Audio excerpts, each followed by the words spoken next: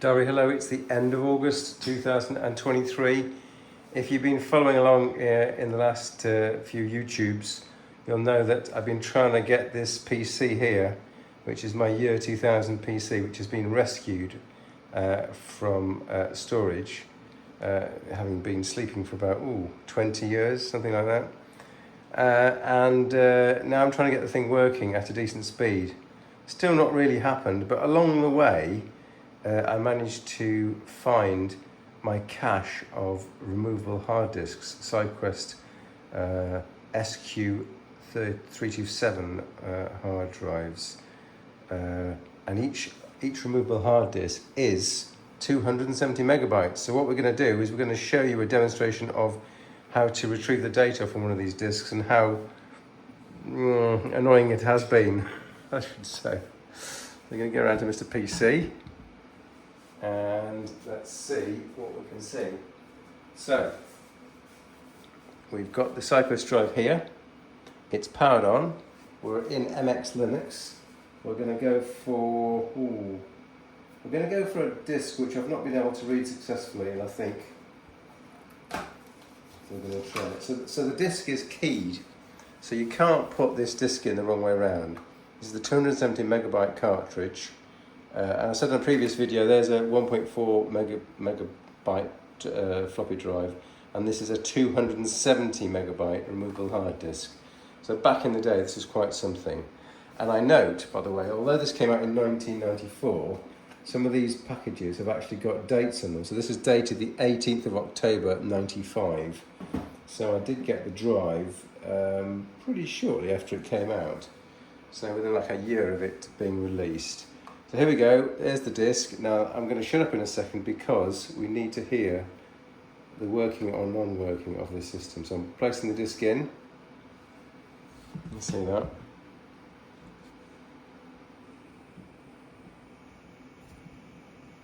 And listen.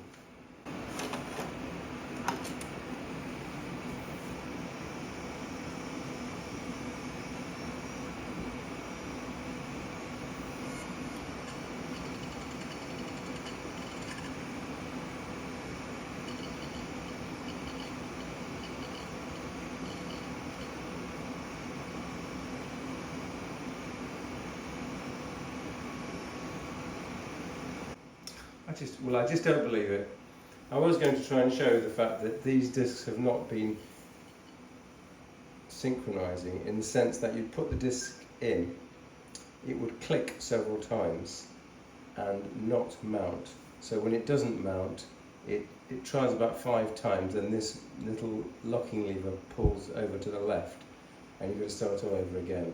And I've been trying various things like putting the disk in and out, and then placing this lever. I've tried pushing the drive slightly, because the head that's reading will then be just micromillimeters closer, and you're pushing the drive, and that sometimes worked. And I was going to go through all of that rigmarole, but as luck would have it, I put the disk in and it's mounted straight away.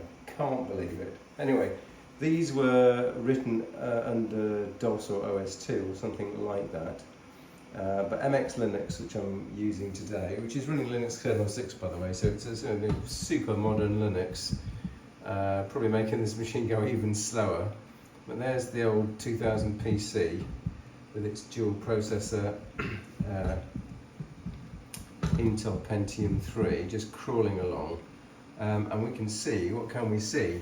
So we can see here that the disk is mounted.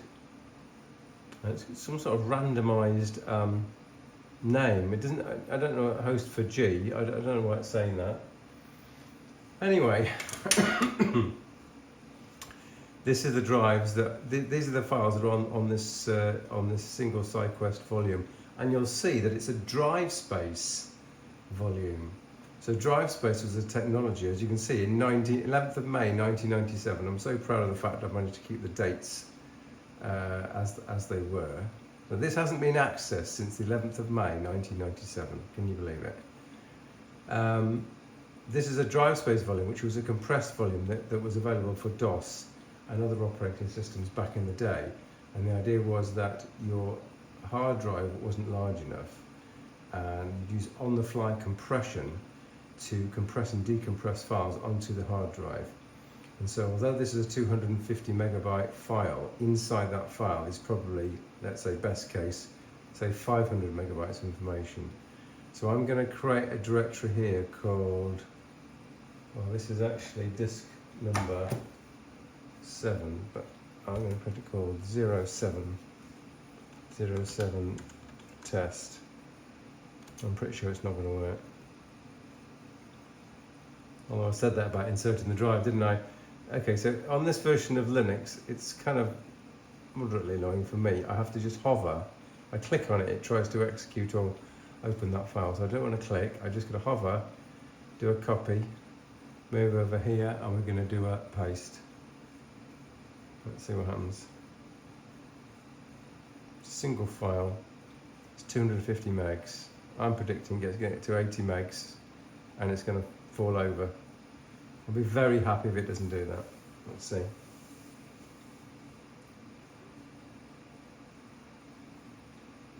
Should we improve the angle? Should we improve the angle?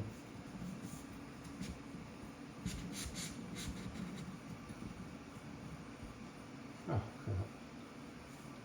To 60 megabytes. We're running at 1.8 megabytes per second. Come on, don't give me a read error. So it's always given a read error to around 80 megabytes, and I've not been able to get past that point. Let's see what happens now.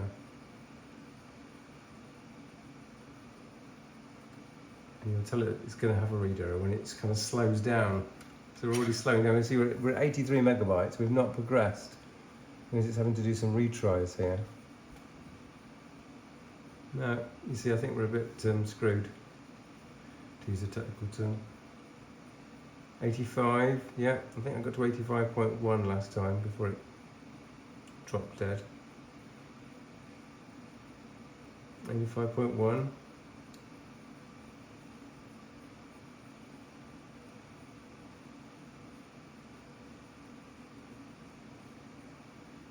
Holding at 85.1, yeah, dead. So error splicing file, and that's it basically. I can't do any more. I'll press skip here. We've got the 85 megabyte file. So here's an example of why trying to do a data recovery of a file from 1997 isn't going to work very well, because this 25-year-old plus file is now only copied partially, and I can't, if we're lucky, drivespace will be able to decompress partially and I'll get some of the files back, but I would have thought that drivespace will need the entire file before it can operate, before it can be opened. So I think I've lost everything. So yeah, pretty frustrating. What else have I learned? Well, let me just eject this file. So I'll show you that. I get a message from Linux saying it's going to do it. I heard a click, so it's probably done it. So Mr. Drive. So you'll see as I push this lever here, it's going to push it out. Now before I put this disk in, I've already made it write protected. So there's a tab here. You see there's a tab here, and I've slid the tab down from the top to the bottom, and that does a read protect on it. And I don't even remember ever using that when I was using those drives in daily use. But you know, 20-something years later, I thought, well, I don't want to accidentally write onto this disk. And so if I can stop that happening by using this read-only tab, that's good. I've tried the friction on these drives, and some of them have just not read correctly, and this is one of them, unfortunately. So there's the 270 megabyte. Yeah, it had to be the data, had to be my data cartridge, didn't it? Anyway, how annoying. So that's going back in the box. So what else did I sentimentally remember from all of this work?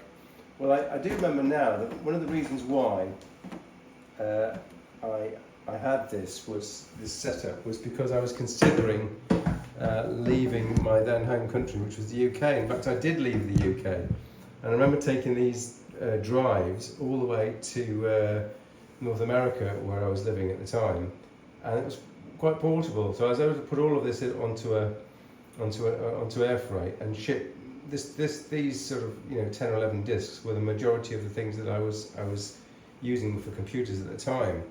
And another thing I have sort of eating humble pie is that I thought I had like 100% recall on all of these things, but there are machines here that I don't realise it's got Acer. So drive number 2 is marked Acer, and in there is a Windows 95 system, and I don't remember ever owning an Acer computer. So that's totally, well, I can't fathom it really. There's my OS2 programs disk, containing lots of internal programs when I was using and doing OS2 development and so forth. Where are we here? There's a Harry and Scamp. There was a gateway machine, a miniature 486 laptop. It was literally this, about the size of my hand, slightly larger than the size of my hand, and it was a 486 DX, I think, gateway computer, and it was at the time it was a miracle machine. So that's my backup of that computer. And that's my backup of my Harry computer, which was another desk side machine that I had at the time.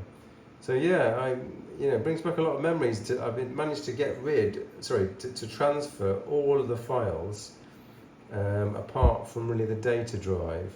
Some files are on a data 2 drive, so I haven't lost all my data, but the majority of it. I do have other backups, so until I unpack data 2, I won't fully know if all my existing backups cover, if this is a subset of my existing backups, which I've been hoofing around the world for the last, actually over 40 years, or whether there's some new information here. Certainly these backups are new.